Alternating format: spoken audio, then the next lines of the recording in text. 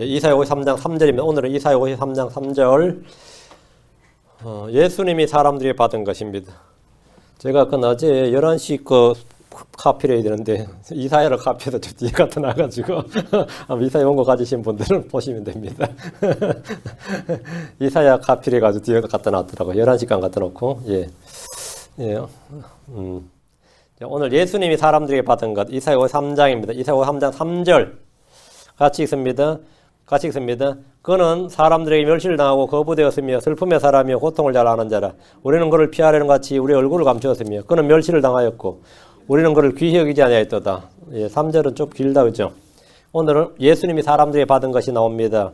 멸시를 당하였고 거부되었고 그다음에 귀히 여기지 아니하였도다. 뭐 이렇게 슬픔, 고통 다 주님께서 받으신 거, 사람들이 받은 거죠. 예수님이 사람들이 받은 것, 오늘 이걸 하겠습니다. 오늘 공부할 본문은 이제 3절입니다.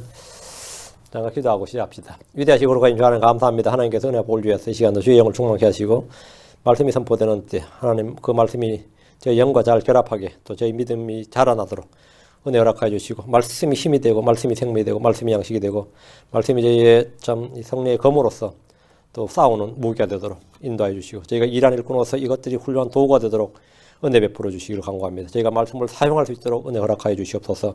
말씀을 믿고 그 말씀에 거하게 하시고 말씀을 또 저희 마음속에 풍성히 쌓아두게 하시고 주 하나님께서 이 말씀을 사용하여 주셔서 저희를 자라나게 해주십시오. 감사드리며 주의 성부 기도합니다. 아멘. 오늘 공부할 말씀은 3절. 크리스천들은 주로 우리가 하나님에게 받은 것을 공부합니다. 하나님께도 우리에게 베푸신 것, 하나님 우리에게 주신 것, 우리가 하나님께 받은 걸 공부합니다. 우리는 구원을 받았습니다. 영생을 받았습니다. 은혜를 받았습니다. 성령을 받았습니다. 우리는 받지 않는 것이 없습니다. 우리가 가진 것들 중에 받지 않는 것은 아무것도 없습니다. 고린도전서 4장 7절에 누가 너를 다른 사람과 구별되게 하였느냐? 내가 가진 것 중에 받지 아니한 것이 무엇이냐? 이제 내가 그것을 받았을진데 어찌하여 그것을 받지 아니한 것 같이 자랑하느냐? 내가 받았을진데 네가 받지 않는 게 뭐냐? 사람 스스로 뭔가 만들어낸 거 없습니다. 난 뭐 타고났다는 건 다 받은 겁니다. 하나님 내게 주신 것들을 찾아보십시오. 모두 감사할 것들입니다. 그러나 대부분 사람들은 자신이 없는 것들을 가지고 불평합니다. 자신이 없는 것들을 불평해요. 없다고 생각하는 것들. 힘 있는 사람은 인물이 모자란다고 불평하고 인물 있는 사람은 머리가 딸린다고 불평하고 돈이 없다고 불평하고 재주가 없다고 불평하고 자기를 든든하게 지원해줄 배경이 없다고 불평합니다. 불평해요. 저는 음악이나 미술 같은 예능에는 아무런 재능이 없습니다. 그게 상당히 어려웠어요. 체육을 53점 맞은 적이 한 번 있었는데 80점이 실기고 20점이 이론이에요. 근데 모든 게 다 미달이니까 되게 황당했어요. 체육을 53점 맞아보니까 이게 등수가 이게 어때야 돼요? 다른 거 다 잘해도 안 된 거예요. 저희 선생님이 미술 선생님이었는데 너무 불쌍해가 체육 선생님한테 가서 부탁을 하더라고요. 얘 체육 좀 어떻게 해주라고. 그걸 했으면 아마 진짜 어려웠을 것 같아요. 그래서 체육 선생님이 좀 은혜를 베풀어 줬어요. 예체능 쪽에는 완전히 가는 거죠. 또 여러분 아시다시피 음악은 완전히 또 제가 재능이 없어요. 음악에 완전히 재능이 없어요. 그러면 실기 점수는 완전 그냥 가는 거예요. 항상 기본 점수 맞는 거예요. 음악의 기본 점수 25점입니다. 필기 50점, 기본 점수 25점, 75점 맞아요. 이거 진짜 사람 시험 들죠. 어린 마음에도 완전히 재능이 너무 없는 거예요. 재능이 전혀 없어요. 우리 딸내미들 보니까 그림은 잘 그리는데 또 이게 확실히 안 물려받은 게 확실해요. 다른 부분에도 재능이 없으니까 하위 등급에 속한단 말이죠. 내가 가진 것만 가지고 내가 가진 것으로 기뻐하고 자랑하면 좋은데 내가 가진 것은 별로 그만이고 갖지 못한 것들에서 굉장히 애가 닳죠. 애가 닳는다 말이죠. 그래서 불평이 나오고 불행합니다. 하나님 각 사람에게 은혜의 선물을 주셨습니다. 크리스천이 된 후에 우리는 주께 더 많은 걸 받았습니다. 우리는 하늘에 속한 영적인 복을 받았습니다. 우리는 아브라함의 복을 받았습니다. 누구든지 가진 것들에 만족하면 경건에 큰 유익이 있습니다. 히브리서 13장 5절에 너희 행실을 탐욕이 없게 하고 너희가 가진 것들로 만족하라. 그분께서 이르시되 내가 결코 너를 떠나지 아니하고 너를 버리지 아니하리라 하셨느니라. 주님께서 너희가 가진 것들로 만족하라. 너희가 가진 것들로. 디모데전서 6장 6절에 그러나 만족하면서 하나님을 따르는 것은 큰 이득이 되느니라. 만족하면서 하나님을 따르는 것. 신앙생활은 만족하며 따르는 것이 만족하면서 그를 따르는 거예요. 그럼 주께서 사람이 받은 건 뭡니까? 우리가 주께 받은 것은 그렇고 주께서 사람에게 받은 것. 욥의 친구는 욥기 35장 7절에 그대가 의로운들 그분께 무엇을 드리겠느냐? 혹은 그분께서 그대의 손에서 무엇을 받으시겠느냐? 하나님이 욥에게 받을 수 있는 게 뭐냐 이거예요. 네가 하나님께 드리면 뭘 대신 드릴 수 있겠느냐 이거예요. 하나님은 사람들의 경배를 받으십니다. 하나님 찬송을 받으십니다. 하나님 영광을 받으십니다. 하나님 성도들의 간구와 기도를 받으십니다.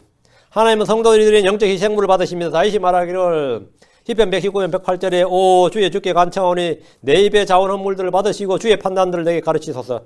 내 입의 자원 헌물들을 받으시고 내 입의 자원 헌물들이 뭘 같아요? 우리 입의 자원 헌물들이 기도와 찬양과 감사입니다. 여러분이 주 앞에서 행하는 모든 말과 행위를 다 받으십니다. 전도서 9장 7절에 내 길로 가서 기쁨으로 내 빵을 먹고 즐거운 마음으로 내 포도주를 마시라. 하나님께서 이제 내가 행하는 일들을 받으시느니라. 내가 행하는 일들을 받으시느니라. 우리가 하는 모든 일들은 주님 앞에서 회개 보고해야 되는 겁니다. 주님이 다 받으신다 그래요. 주님께서 그것들을 다 심판하십니다. 그것들에 따라 우리에게 보상을 주십니다. 하나님께서 이제 내가 행하는 일들을 받으시느니라. 내가 행하는 일들을 받으시느니라. 우리는 그냥 아무 생각 없이 행했다 하시더라도 그게 아무 일들, 하나님과 아무런 관련 없는 게 아닙니다. 하나님 그걸 다 받으신다. 이 말씀은 우리들의 일상의 모든 삶이, 모든 일이 주 앞에 있다는 사실을 보여줍니다. 주님 우리가 행하는 일들, 우리의 수고, 우리의 눈물, 우리의 고난과 섬김, 우리가 하는 모든 일들을 다 받으시고 그에 따라, 행위에 따라, 그 수고에 따라 보상을 주십니다. 보상이 아니면 보응이죠. 보상을 주시든 보응을 하시든. 하나님 우리가 행하는 일을 잊지 않으십니다. 그럼 주 하나님께서 육신을 입고 자기 위에 종의 형제를 취하시고 사람의 모습이 되셨을 때 그분은 사람들로부터 무엇을 받았습니까? 예, 멸시와 천대를 받으셨습니다. 그 이사야 53장 3절입니다. 이사야 53장 3절은 하나님께서 자기 위에 천사의 본성을 취하지 않으시고 아브라함의 씨를 취하셨을 때 주님께서 인물도 없으시고 우아함도 없으시고 아름다움도 없으셨을 때 말이죠.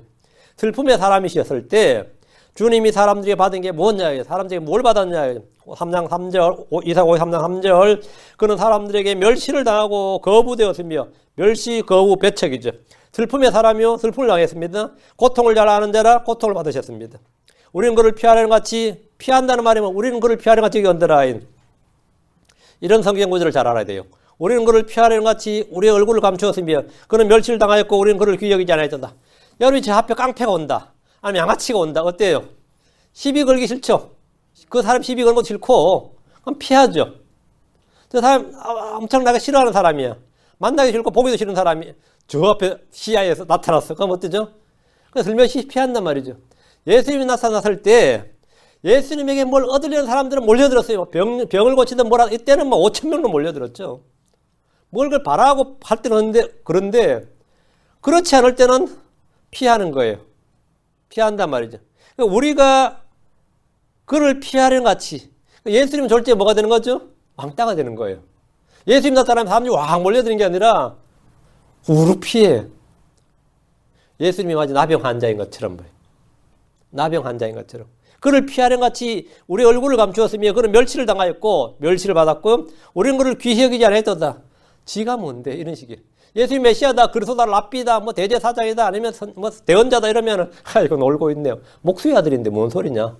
그래서 아무도 그를 귀히 여기지 않았습니다. 건축자들은 그를 버린 돌이었습니다. 버린 돌에 가서 건축을 하는데 쓸모가 없는 돌이단 말이에요. 버린 돌이었다 이거. 응? 노가다꾼도 필요하고 실제로 물 떠다 나르는 사람도 필요하고 응? 심지어 일꾼들의 밥 해주는 사람도 필요한 게 건축 현장이에요. 근데 예수님은 버림받은 돌이었다 이거죠. 응? 예수님이 사람들이 멸시를 받으셨고 배척, 거부를 받으셨고 슬픔을 당하셨고 고통을 받으셨고 고난을 받으셨고 재판을 받으셨고 사형 선고를 받으셨고 저주를 받으셨습니다. 주님은 사람들로부터 채찍을 맞으셨고 얼굴에 침뱉음을 당하셨고 욕설을 당하셨고 저주를 받으셨습니다. 사람들이 육신 입고 오신 예수님에 드린 것은 모욕과 수치와 멸시와 거절과 배척이었습니다. 그리고 짓밟는 것이었어요.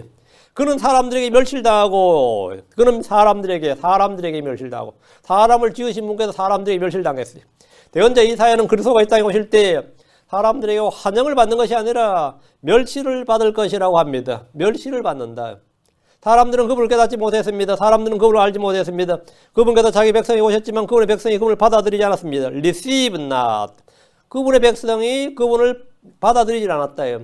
대언자 이사야는 이전에도 고난받는 그리스도에서 예언했습니다. 이사야 49장 7절에 이스라엘의 구속자 곧 그의 거룩한 자인 주가 사람에게 멸시를 당하는 자.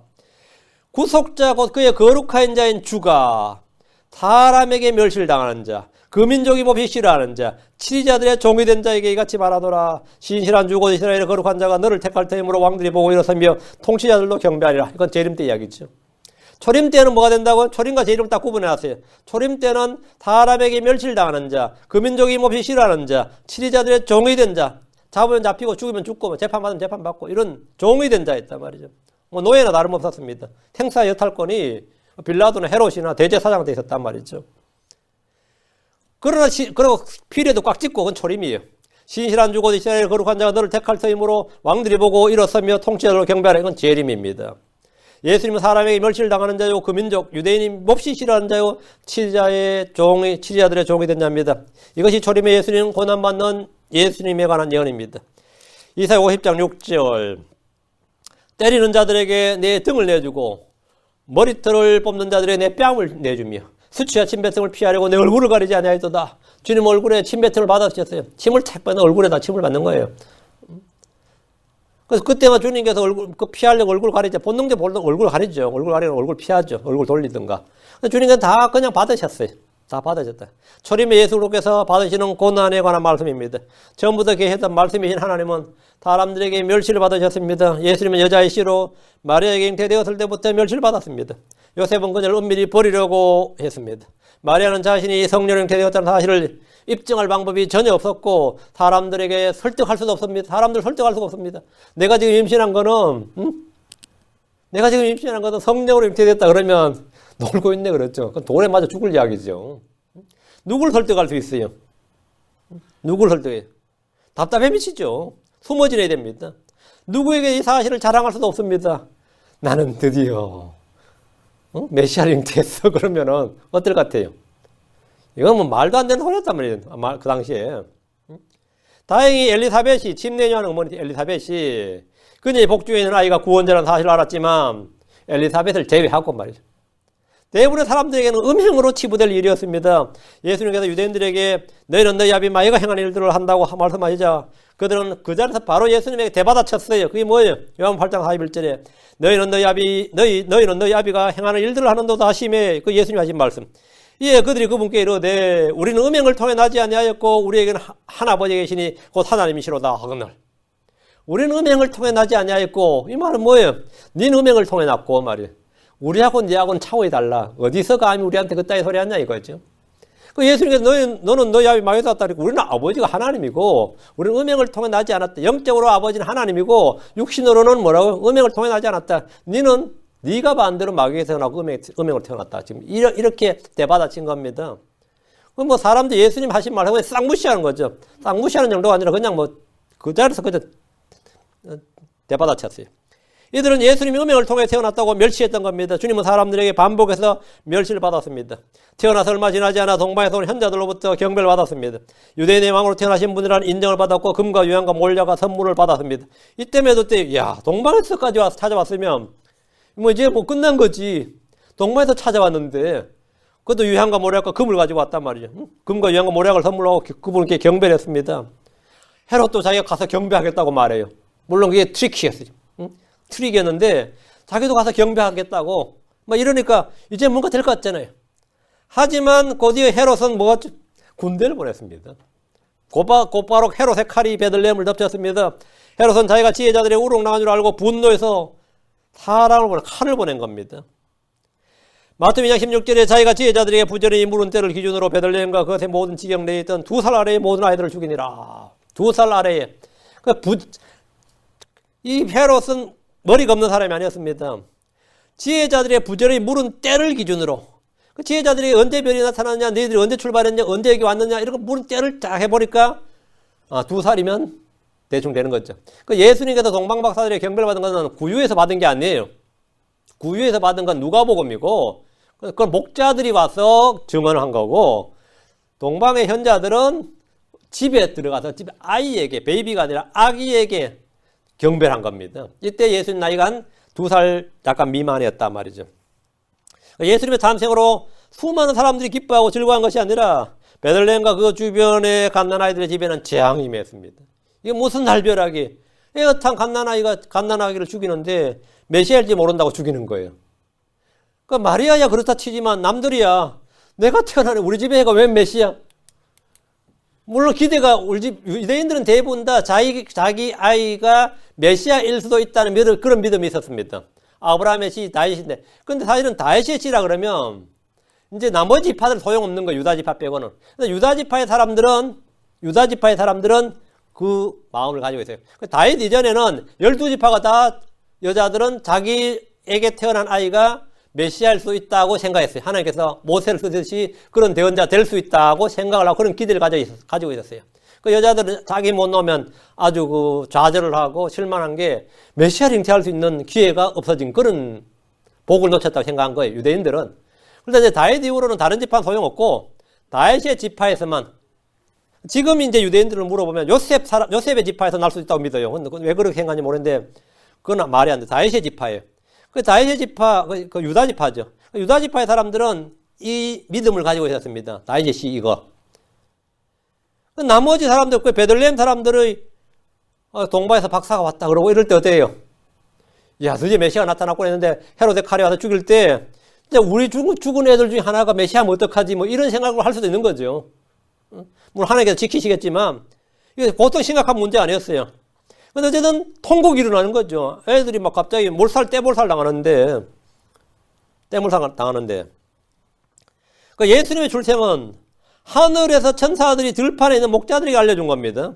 누가복음 2장 11절에 이날 다윗의 도시에 너희를 위해 구원자고 그리스도 주께서 태어나셨느니라. 이 날이 예수님의 생일이에요. 그럼 이 소식이 온 이스라엘의 기쁜 소식이 되었느냐 이거예요. 목자들이 그걸 막 전파를 했는데 아무도 관심도 두지 않았습니다. 들에 가서 양이나 치라 그러죠. 어디서 내려와가지고 쓸데없는 소리 하냐 이거. 들에 가서 양이나 치라 이거예요. 얘들은 최초의 복음 전도자들이었습니다. 누가복음 2장 17절 18절에 보고는 그때 천사가 이 아이에 대하여 자기들에게 말한 것을 널리 알리니 이게 전도죠. 천사들이 밤에 자기들이 말해준 것을 그리고 자기들이 구유에 놓인 아이를 봤단 말이죠. 그 천사들이 본 그 증언을 널리 알리니 그것을 들은 자들은 다 목자들이 자기들의 말한 그 일들을 믿더라? 아니죠. 이상히 여기더라. 무슨 이상한 소리를 지금 해야 되나. 베들레헴에서 지금 목자들이 지금 들판에서 양치다 내려와서 별소리를 다 해야 된다고 지금. 이건 유언비의 유포죄에 해당됩니다. 이거는. 유언비의 유포죄에 해당돼요. 목자들이 전한 천사들이 들었고 직접 보았던 구원자의 탄생 소식은 전혀 사람들에게 관심을 끌지 못했습니다. 사람들에게 믿음을 준 것도 아니고 세상을 뒤집어 엎은 것도 아니에요. 그는 사람들에게 멸실당하였고 주님은 태어나면서부터 철저히 멸실받았습니다. 주 예수님께서 태어난 후에 곧바로 자기 땅에서 쫓겨나 이집트로 도망가야 했습니다. 헤롯은 유대인의 왕으로 태어난 분이 있다는 말을 듣고 그분을 죽이려 했을 때 예루살렘 사람들은 어떤 반응을 보였느냐.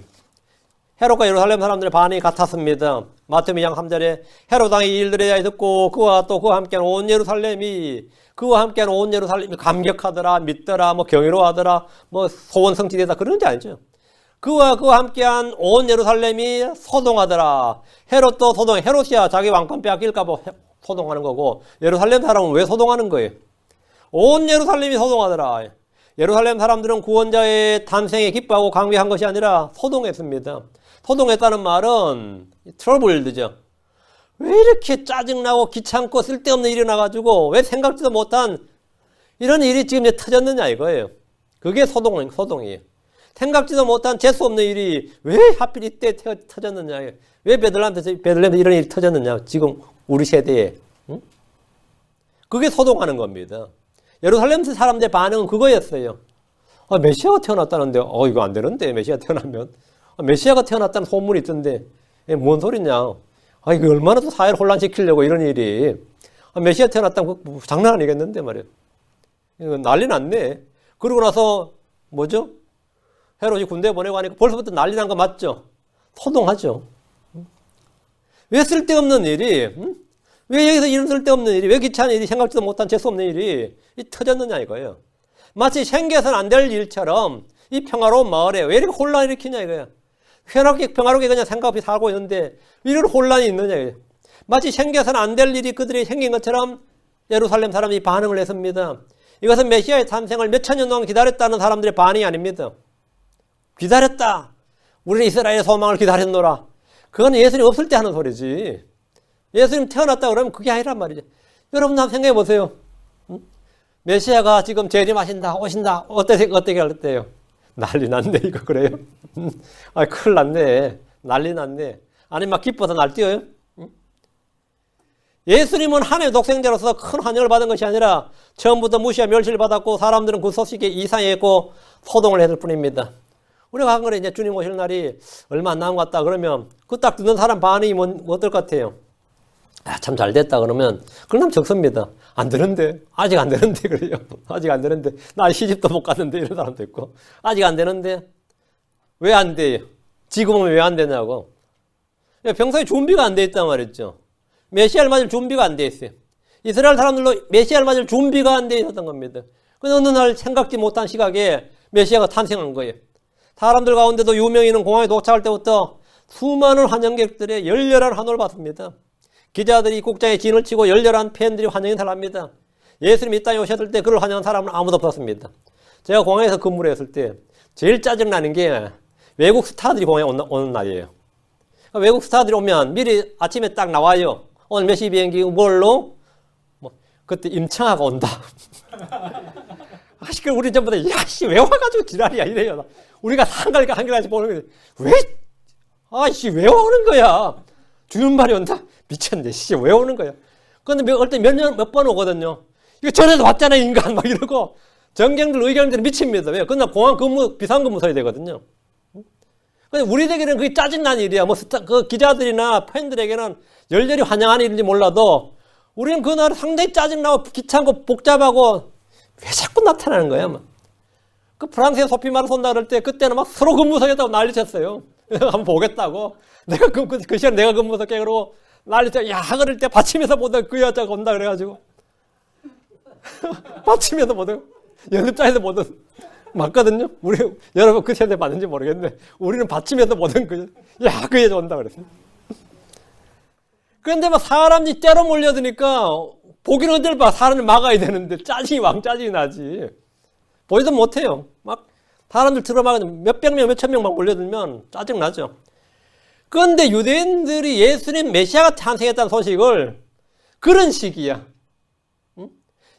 열렬히 환영하고 기뻐하고 막 그게 아니라, 아무도 관심도 없었고, 뭔 귀찮게 시리, 뭐 그런 쓸데없는 이런 게. 그분이 이 땅에 태어나셨지만 여관에 누울 방이 없어서 구유에 누웠습니다. 아무도 방 하나 양보해준 사람 없었습니다. 멀리 동방에서 온 현자들에게 경배를 받았지만 그날부터 오히려 고난의 연속이었습니다. 마리아는 자기가 낳은 아들이 메시아임을 입증할 방법이 없었습니다. 요셉은 말할 필요도 없어요. 요셉은 유구무원이죠.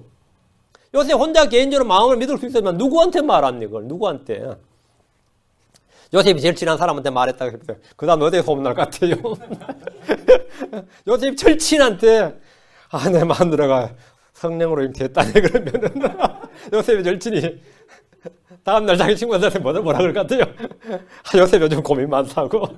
요즘 미친다고 가서 위로 좀 해주라고. 왜 그러냐고. 성령으로 임태했다네. 그게 정혼녀 말이야. 요즘 임신했다. 요셉이 아니래. 난리 납니다. 누가 축하해줘요? 응? 난리 나면.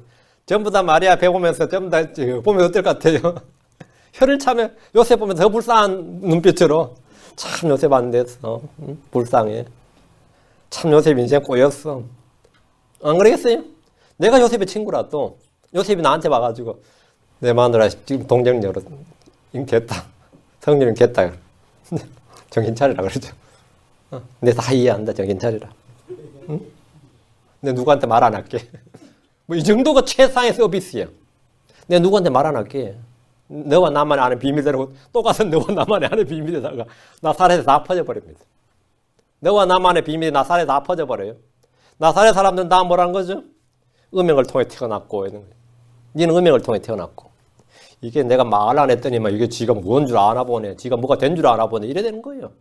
예수님은 완전히 뭐 태어나면서부터 멸치를 받은 거예요. 잘할 때 당연히 멸치를 받았죠. 멸치를 받았죠. 입증할 방법이 없어요. 목자들은 어쨌든 증언을 했지만 믿는 자들은 없었습니다. 믿는 자들은 없었어요. 동방에서 온 현자들의 증언은 헤롯과 예루살렘을 소동케 했을 뿐입니다. 그는 사람들에게 멸치를 당하였고 예수님께서 공생을 시작하실 때가 30살이었습니다. 드디어 그분은 자신을 그리스도의 하나님 아들이심을 공개적으로 해당해서 선포를 했습니다. 주의 말씀은 권능이 있었고 은혜가 있었습니다. 그럼 그 말을 들은 사람들이 반응이 어떻습니까? 어땠어요? 누가복음 4장 42절. 모두가 그분에 대해 증언하고 그분의 입에서 나온 은혜로운 말씀들에 놀라서 이르되, 놀랐다고요. 말씀이 너무 은혜로운 거예요. 놀랐어요.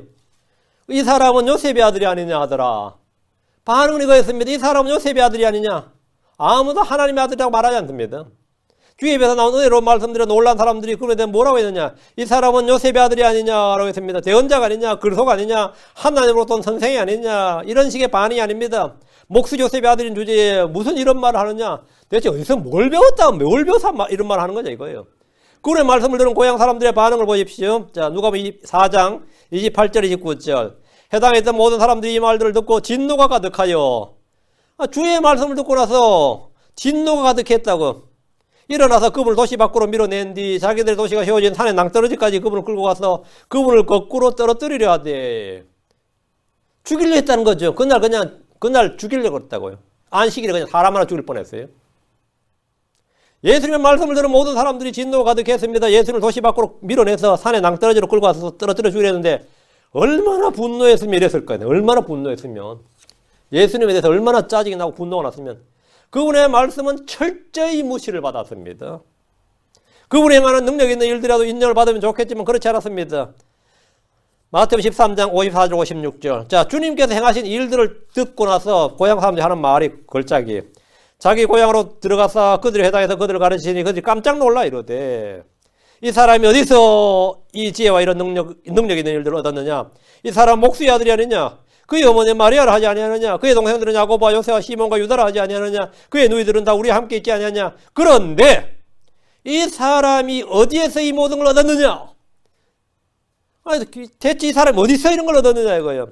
이 사람은 우리가 다 잘 아는 사람인데, 이 사람은 그냥 목수의 아들이고 그 사람 형제 자매 부모 다 아는데, 이 사람이 어디에서 이 모든 걸 얻었느냐? 이것은 질문이 아니라, 당연히 어디서 얻었어? 이렇게 질문하는 게 아니라 무시와 멸시였습니다. 무시와 멸시. 어디서 뭘 배워가지고 이런 짓을 하는 거냐 이 말이에요. 어디서 뭘 배워서 지금 이런 짓을 하고 있느냐 이거예요. 57절을 보면 이게 무시와 멸시다 이거예요. 질문이 아니라 멸시였다 이거예요. 57절 마태복음 13장 57절. 그분을 위하여 실족하니라. 그분을 위하여 실족하니라. 그래 예수님께서 그들에게 이르시되, 대언자가 자기 고향과 자기 집 외에서는 존경받지 못한 일이 없느니라. 존경받지 못했다 이 말이죠. 예수님께서 사람들의 멸시를 받으셨다는 것은 성경 곳곳에 나옵니다. 나사렛 사람들은 예수님께 누가복음 4장 3절에 의사여 너 자신을 고치라 한 격언을 사용해서, 우리가 들은 바 내가 가버나움에서 행한 모든 일을 여기 내 고향에서도 행하라. 네가 가버나움에서 뭘 했다는데 여기서 해라. 이렇게 그렇게 해보라. 이렇게 비난했습니다. 십자가 위에서도 주님은 이런 비아냥거림을 들었습니다. 누가복음 23장 35절에 백성은 서서 지켜보는데 치리자들도 그들과 함께 그 뿔을 비웃으며 이르되, 그가 남들을 구원하였으니 만일 그가 하나님께서 택하신 자고 그리스도이면 자기도 구원할 것이라 하더라 했습니다. 범죄자 중에 하나도 주님을 욕하며 그분을 멸시했습니다. 누가복음 23장 39절에 매달린 범죄자 중에 하나는 그분을 욕하며 이르되 내가 만일 그리스도이거든 너 자신과 내 자신과 우리를 구원하라 하니라. 바리새인들은 주께서 마귀들을 쫓아내셨을 때 그것을 인정하지 않았습니다. 인정하지 않았어요. 그걸 듣고 나서 하는 말이 마태복음 12장 24절에 바리새인들은 그것을 듣고 이르되, 이 자가 마귀들의 통치자 바알세붑을 힘입지 않고서는 마귀들을 내쫓지 못하느니라. 이거를 예수는 뭐죠? 바알세붑 들린 자다 이거죠. 마귀 들린 자다 이 말이에요. 서기관들은 예수님이 마귀들을 쫓아내자면 바알세붑에 사로잡혔다고 비난했습니다. 마가복음 3장 22절에 예루살렘에서 내려온 서기관들이 이르되, 그가 바알세붑에 사로잡혀 마귀들의 통치자를 힘입어 마귀들을 내쫓는도다 하거늘. 마귀들의 대장이니까 마귀 내쫓는 거지. 이렇게 나온 거예요. 독특한 마귀론이죠. 성령을 힘입어서 하나님의 권능으로 내쫓는다 이렇게 인정 안 했습니다. 직접 현장에서 봐도 인정 안 해요. 예수님이 인정을 받을 수가 없어요. 예수님이 하시는 일은 인정을 받지 못해요. 기적이든 이적이든 표적이든 뭘 해도 인정을 안 해주는 거예요. 주님 무슨 말을 하든 무슨 일을 하든 무시와 멸시와 배척을 받았습니다. 바리새인들은 하나님과 만몬을 겸하여 섬길 수 없다는 주의 말씀을 들었을 때 비웃었습니다. 누가복음 16장 14절에 탐욕스러운 바리새인들도 이 모든 걸 듣고 그분을 비웃거늘. 그러니까 비웃지 않는 놈이 없는 거예요. 바리새인도 비웃고 서기관들도 비웃고 심지어 십자가의 강도도 비웃어요. 강도들까지 비웃어요. 탐욕스러운 바리새인들이 이 모든 걸 듣고는 뭐 그분을 비웃거늘. 예수님께서 죽은 소녀를 잔다고 했을 때 그곳에 있던 사람들은 다 그분을 비웃었습니다. 마태복음 9장 4절에 그들에게 이르시되 물러가라 그 소년 죽지 않고 잔다 하시니 그들이 그분을 비웃더라. 참 예수님은 참 골고루 모든 사람이 비웃음을 당했습니다. 비웃었다. 예수님께서 믿지 않는 유대인들에게 너희 아비 마귀라 했을 때 그들은 격렬하게 내가 마귀 들렸다고 비웃었습니다. 요한복음 8장 48절에 이에 유대인들이 응답하여 그분께 이르되 너는 사마리아 사람이요 마귀 들린 자라고 우리가 말한 것이 옳지 아니하냐. 우리가 옳지. 너는 갈릴리 사람이어도 아니에요. 너는 사마리아 사람이요. 유대인들이 제일 싫어하는 사람이 사마리아 사람들이었어요. 너는 사마리아 사람이요 마귀 들린 자라고 우리가 말하는 것이 옳지 않느냐. 우리가 뭐 틀린 말 했냐 이거예요. 예수님 앞에서. 우리가 뭐 지금 틀린 말 했냐? 네 사마리아 사람이고 네 마귀 들렸잖아. 뭐 내가 틀렸어? 뭐 이거예요. 당연히 틀렸지. 예수님한테 대놓고 면전에서 그렇게 말한 거예요. 왜 칠렴 쳐봐 이거예요? 대놓고 격발을 하고 무시를 하는 거죠. 네 사마리아 사람이고 너는 마귀 들렸다 이거예요. 뭐 우리가 뭐 틀린 말 했냐? 우리가 말한 거 옳지 아니하냐? 예수님은 그들의 말을 들으시고 이렇게 답변하셨습니다. 참 점잖죠. 요한복음 8장 49절 예수님께서 대답하시되 나는 마귀 들리지 아니하였느니라. 이렇게 이게 예수님의 답변이에요. 이 쌍놈의 자식들 이게 아니고 예수님 얼마나 점잖해요. 응? 네 사마리아 사람 마귀 들렸다 이러니까 우리가 틀렸어. 그러니까 당연히 틀렸지. 우리면 저러면 그렇게 말하죠. 증거 있어 그렇게라도 말할 거 아니야. 그런데 예수님께서 대답하시되 나는 마귀 들리지 아니하였노라. 오히려 내가 내 아버지를 공경하거늘 너희가 나를 모욕하는도다. 너희가 나를 모욕하는도다. 어때요? 이 맞는 말이지. 참 이거 보면 참 예수님 온유하신 분이죠. 응? 진짜 예수님이 나는 마음이 온유하고 겸손하니까 맞네. 그렇게 쌍욕을 해야 되는데 앞에서 말이야. 면전에서 대놓고 욕하는데 주먹 불끈 한번 안 지시고 그죠? 응? 나는 마귀 들리지 아니하였노라. 이렇게 답하셨어요. 이게 주님이 이렇게 답해야 된다. 이거. 배우는 게 많아요. 저도 이게 좀 회개 많이 하고 배워야 되는데 이거를 이렇게 하면 되죠. 그죠?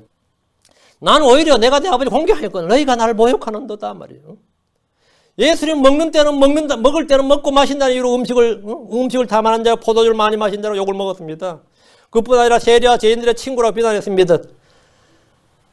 누가복음 7장 34절에 사람의 아들이 와서 먹고 마시매 너희가 말하기를 보라 음식을 탐하는 자요 포도주를 많이 마시는 자요 세리와 죄인들의 친구로 다는도다.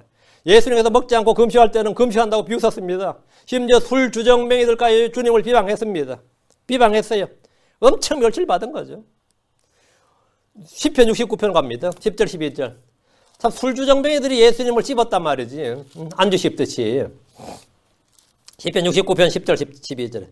내가 울며 금식을 하며 내가 울며 금식으로 내 혼을 징계할 때에 예수님이 먹으면 먹는다고 탐식가라 그러고 또 주님께서 울며 금식할 때는 뭐라 그러는 거죠? 내가 울며 금식으로 내 혼을 징계할 때 그것이 내게 모욕거리가 되었고 내가 굵은 배로 내 옷을 삼았더니 내가 그들에게 속담거리가 되었나이다. 성문에 앉은 자들이 나를 비방하며 내가 술주정뱅이들의 노랫거리가 되었나이다.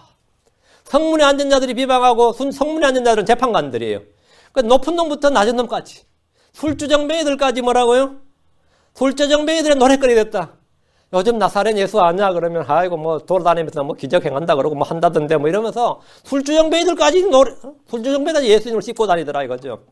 오늘 한국의 술주정뱅이들이 뭐라고 술 마시면서 술주자고 주님 주자를 막 헷갈려가지고 막 돌려 쓰죠. 이것이 주님이다 하면 술주자를 썼어. 주 예수를 빗대어 술을 주라고 부르는 이런 술꾼들에게 일상의 농담거리고 노랫거리입니다. 주님은 한두 가지 일로 고난을 받고 멸실당한 것이 아닙니다. 마가복음 9장 12절에 그분께서 그들의 대답하여 이르시되 참으로 엘리야가 먼저 와서 모든 걸 회복하며 사람의 아들에 대하여는 기록된 바 그가 반드시 많은 일들로 고난을 당하고 멸실당하리라 하였느니라. 주님께서 기록된 바 그가 반드시 많은 일들로 고난을 당하고 멸실당하리라. 많은 일들로 고난을 당하고 멸실당하리라. 주께서 기록된 바로 말씀하셨는데 이것은 시편 22편 69편 나오는 말씀입니다. 사람들이 예수님을 어떻게 멸시했는지 보십시오. 시편 22편 6절 8절. 시편 22편 6절 8절. 그러나 나는 벌레요 사람이 아니오니 사람들의 비방거리요 백성의 멸시거리니이다. 나를 보는 자들이 나를 비웃으며 입술을 내밀고 머리를 흔들며 말하기를 그가 주를 신뢰하며 그분께서 자기를 건지실 줄로 믿었도다. 그분께서 그를 기뻐하셨으니 그를 건지시로다 하나이다.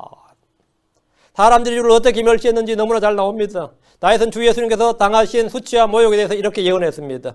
시편 69편 19절에 주께서 나의 치욕과 수치와 불명예를 하셨사오니 나의 대적들이 다 주 앞에 있나이다. 다시 3절입니다. 그는 사람들에게 멸시를 당하고 거부되었으며 슬픔의 사람이요 고통을 잘 아는 자라. 우리는 그를 피하려는 같이 우리 얼굴 감추었으며 그는 멸시를 당하였고 우리는 그를 귀히 여기지 아니하였도다. 주님은 거부되셨습니다. 그분은 유대인들의 왕으로 태어나셨지만 거부되셨습니다. 그분은 그리스도로서 자신을 드러내셨지만 단호히 거부되셨습니다. 아무도 그분을 왕으로 메시아로 인정하지 않았습니다. 종교 지도자들은 그분을 하나님 율법을 어기는 사람으로 매도했습니다. 마귀 들린 자라고 매도했고요. 바리새인들 사두개인들은 하늘로부터는 표적을 보여줄 것을 구했습니다. 서기관들과 바리새인들 중에 어떤 자들은 우리가 선생님으로부터 표적을 보기 원하나이다. 우리가 선생님 표적을 보기 원하나이다.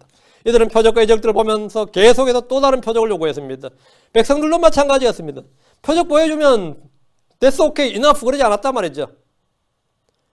요한복음 2장 18절에 이에 유대인들이 응답하여 그분께 이르되 내가 이런 일들을 행하니 우리에게 무슨 표적을 보이느냐 하며 무슨 표적을 보이느냐 이거예요.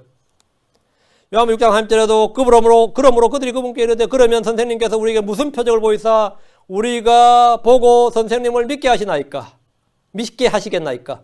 선생님은 무슨 일을 행하시나이까? 표적을 보이라 이거예요. 예수님 표적을 보였죠. 한두 개 보인 게 아니지. 우리가 확증할 수 있는 정말 믿을 만한 결정적인 표적을 보여보라 이거예요. 아마 그들이 원했던 표적은 하늘로부터 불을 내려달라는 거였을 겁니다. 그게 제일 큰 표적이었을 거예요. 그들이 원하는 거는. 주님은 그들에게 요나의 표적 외에 아무 표적도 그 세대에게 주지 않겠다고 하셨습니다. 결과는 백성들의 거부와 배척으로 나타났습니다. 백성들과 제사장들은 한 목소리로 외쳤습니다. 요한복음 19장 15절에 그들이 소리를 지르되 그를 없애버리소서, 그를 없애버리소서, 그를 십자가에 못 박으소서 하니 빌라도 그들의 이르되 내가 너희 왕을 십자가에 못 박으려 하며 투제사장들이 대답하되 카이사르 외에는 우리에게 왕이 없나이다. 이게 뭐죠? 거부예요. 리젝트입니다. 이게 배척이에요.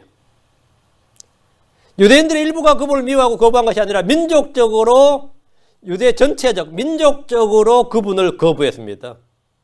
민족적으로 그분을 미워하고 거부했어요.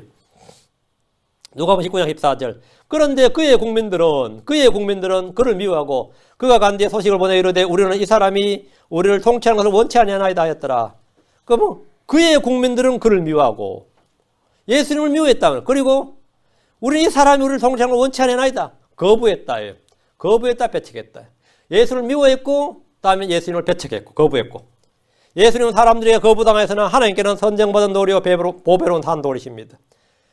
참으로 사람들에게는 거부당하였으나 주님께서 성경에 기록된 바 베드로전서 2장 4절에 참으로 사람들에게는 거부당하였으나 메시아로 구원자로 아니면 그들은 뭘로 다 거부됐습니다. 거부당하였으나 하나님께는 선정받은 돌고 보배로운 산도리신 그분께 나와.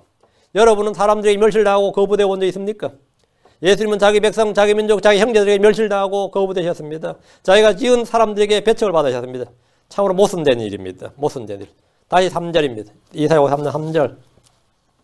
그는 슬픔의 사람이요. 슬픔의 사람. Man of sorrow. 슬픔의 사람. 우린 성경에서 예수님이 울었다는 구절은 볼 수 있지만 웃으셨다는 말씀은 한마디도 볼 수 없습니다. 예수님은 슬픔의 사람이셨습니다.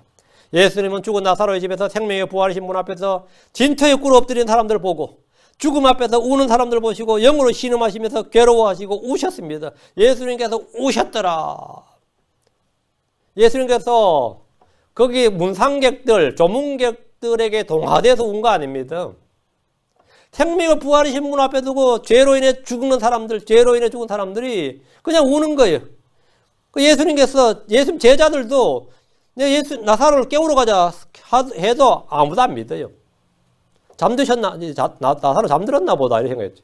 죽었다 그러니까 좀 미리고 오셔가지고 병자고 고치신 분이 소경 눈도 뜨게 하신 분이 나사로는 안 죽게 하실 수 없었느냐 그래서 다 원망하고 있어요. 마리아나 마르다 마찬가지로 좀 일찍 오셨더라면 여기 계셨더라면 내 오라비 죽지 아니하였겠나이다 뭐 이러고 지금 이런 상태예요.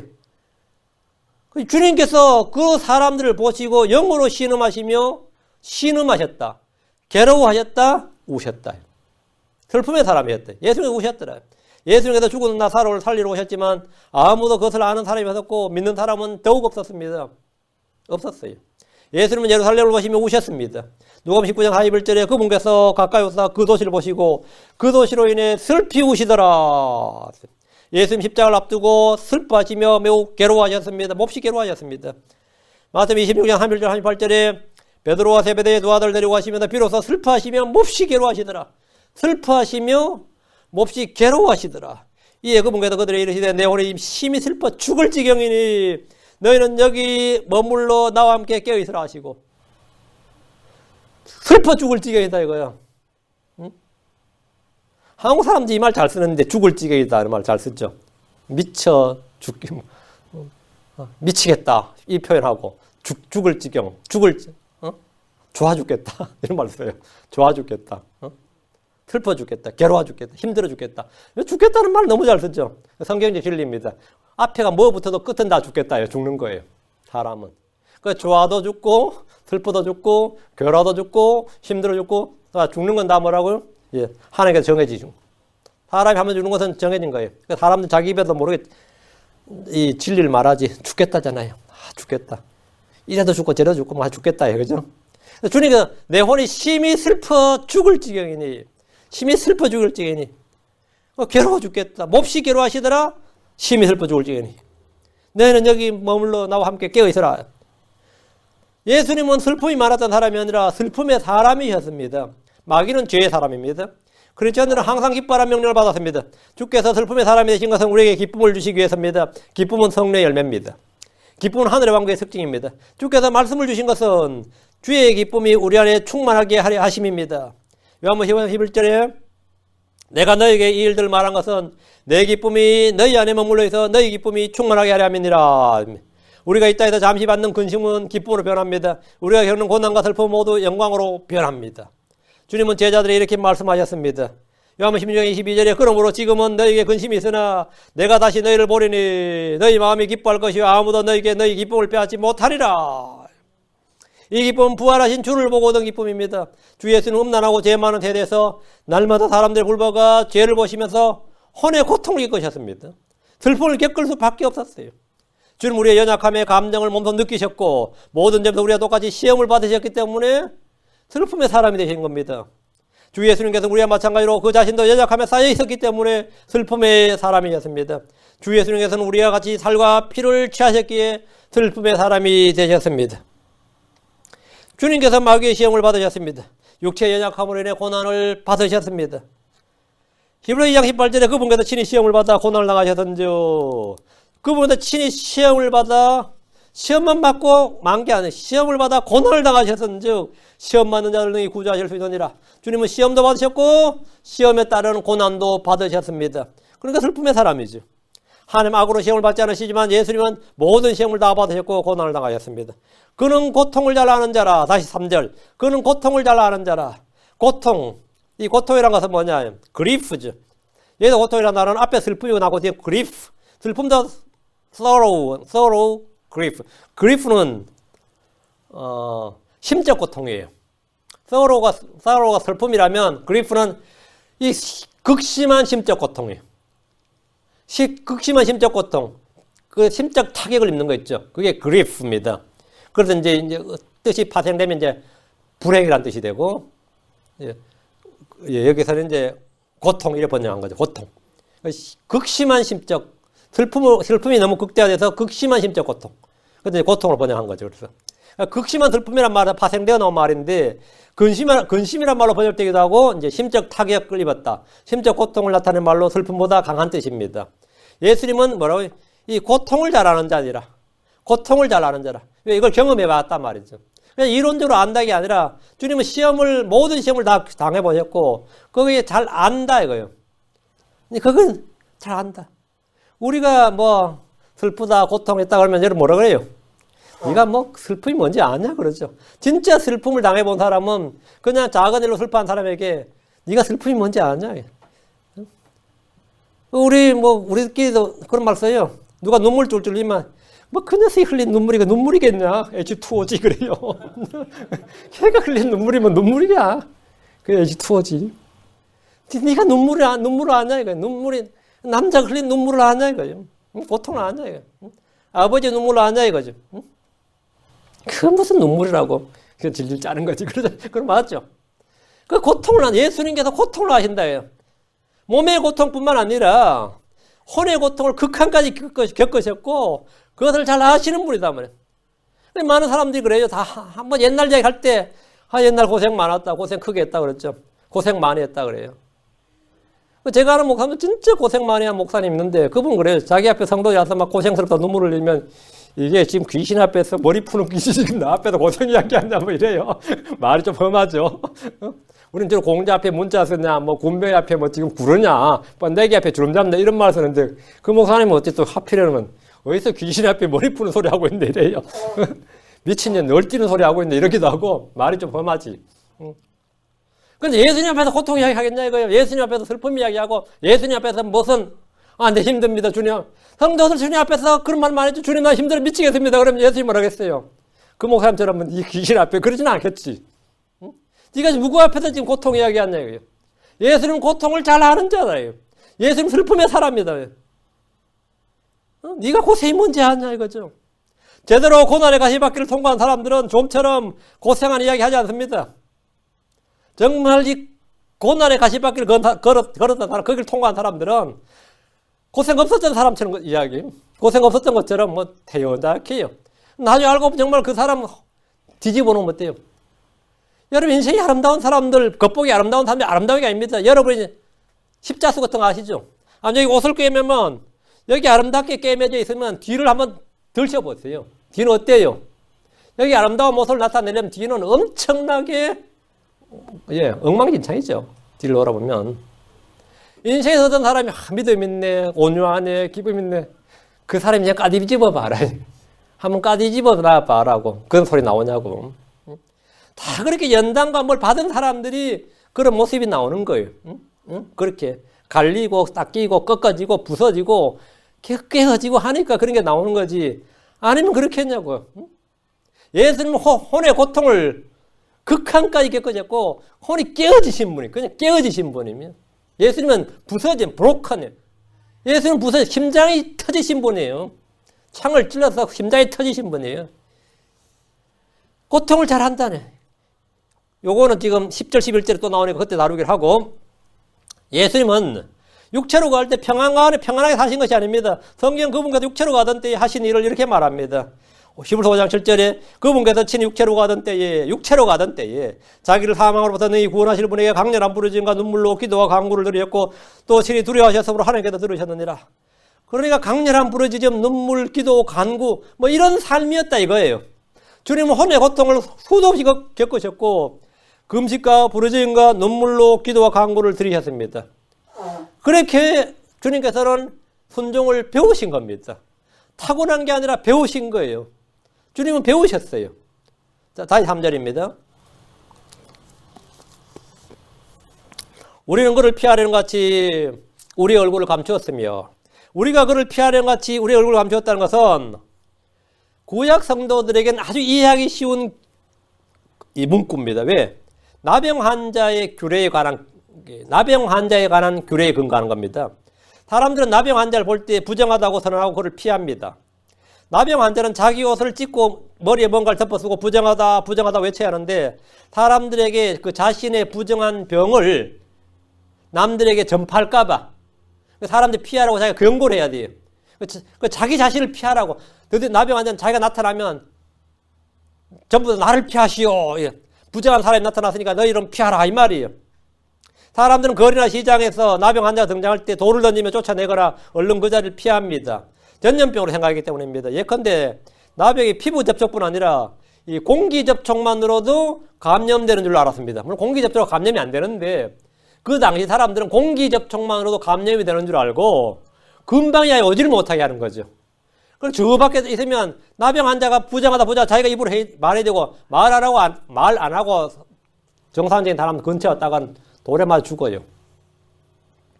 우리는 그를 피하려는 같이 이 말은 뭐냐면 나병 환자를 피하려는 것 같이 우리의 얼굴을 감추었으며 이거예요. 레위기 13장 45, 46절에 그 병이 있는 나병 환자는 자기 옷을 찢고 자기 머리에 쓴 것을 벗고 덮개로 윗입술을 가리고 외치기를 부정하다 부정하다. 덮개로 윗입술을 가리지만 침이 튀지 말라고요. 나병 자기 입에서 침이 튀지 말라고 윗입술을 이렇게 가리고 뭐라 하라고요? 예. 부정하다 부정하다 할 것이요. 그 병이 그에게 있는 모든 날 동안에는 그가 더러우리라. 그럼 부정한 자 혼자 살되 그의 처소는 진영받게 될지니라. 사람들은 다 피해야 된단 말이에요. 격리란 말이죠.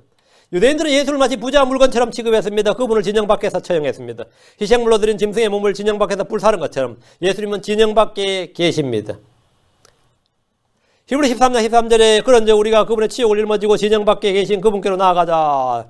우리가 그를 피하는 같이란 말은 그분을 받아주는 대신에 강하게 거부하고 배척한 것이 마치 부자한 질병, 부자한 물건을 대하했다 이 말입니다. 예수님을 웰컴하고 막 그런 게 아니라 그래서 삭개오 같은 사람은 대단한 거예요. 뭐 바리새인 시몬도 마찬가지고 자기 집에 데려다가 잔치 몰고 식사하고 이런 건 대단한 거고 보통 사람들은 어땠냐 이거죠. 우리가 그를 피하는 같이 이래 우리가 그를 피하는 같이 그렇게 유대인들은 예수님을 하나님의 저주받은 자라고 믿었습니다. 지금도 유대인들의 입에서 금교로 사용되는 말이 예수아예요. 예수는 이제 그리고 예수아 하면 이제 그들의 히브리어 반어인데 이 예수아란 말이 금기어예요. 그 말은 그들에게는 하나님께 저주받은 자 이런 뜻입니다. 그들의 국어 사전에도 그렇게 정의가 되어 있어요. 하나님께 저주받은 자.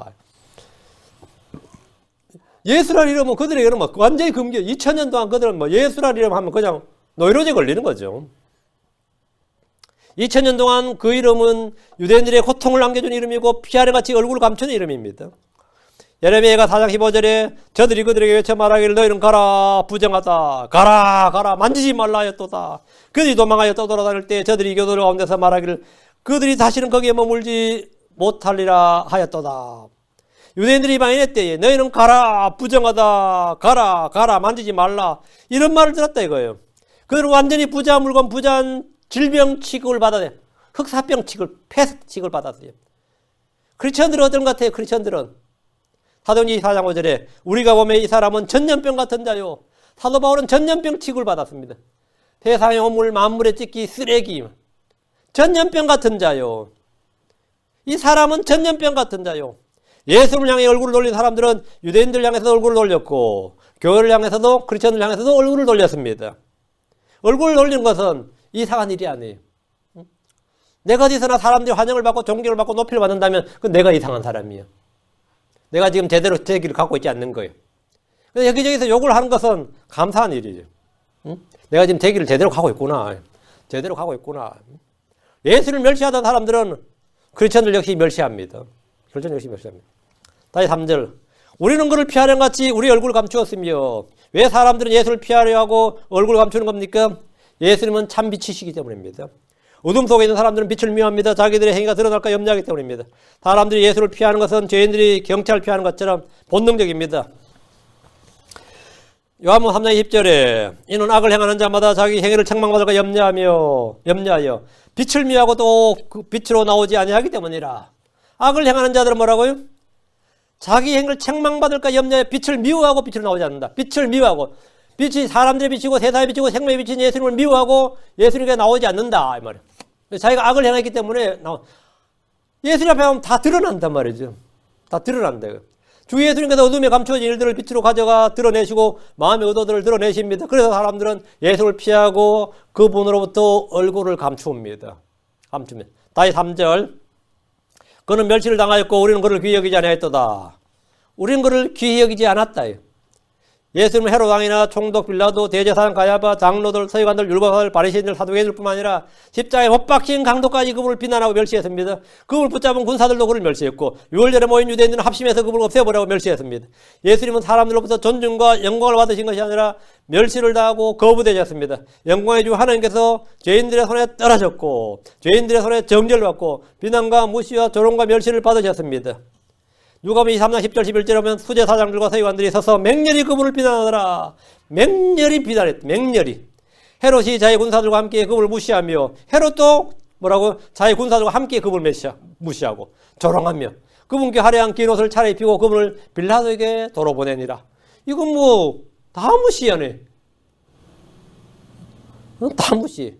그 한국 사람들이 이걸 요즘 애들은 이 단어를 이제 개무시한다 그래요. 개무시한다. 예수님 어디 가서 개무시를 당하는 거예요.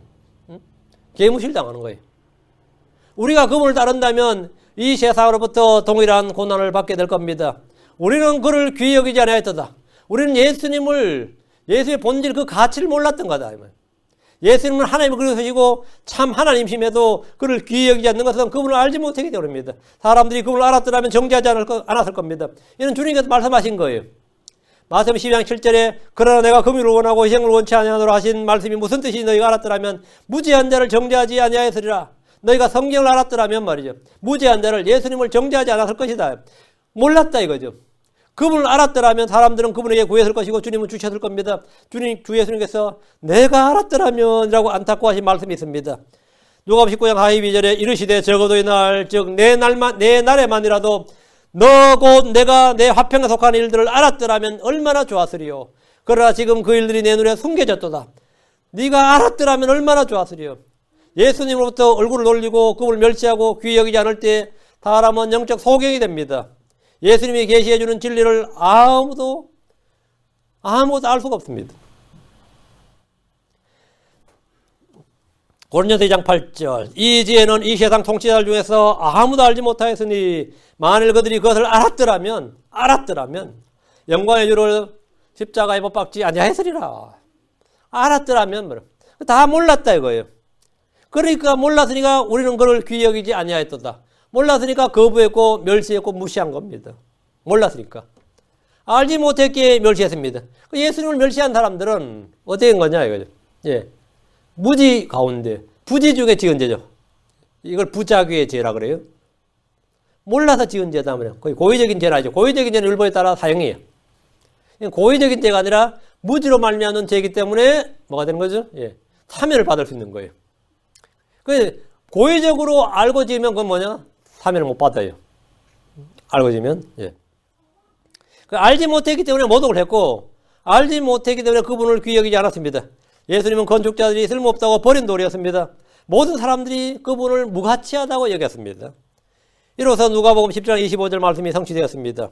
누가복음 10장 25절 주님께서 그러나 그가 반드시 먼저 많은 일들로 고난을 당하고 이 세대에게 버림을 받아야 하리라.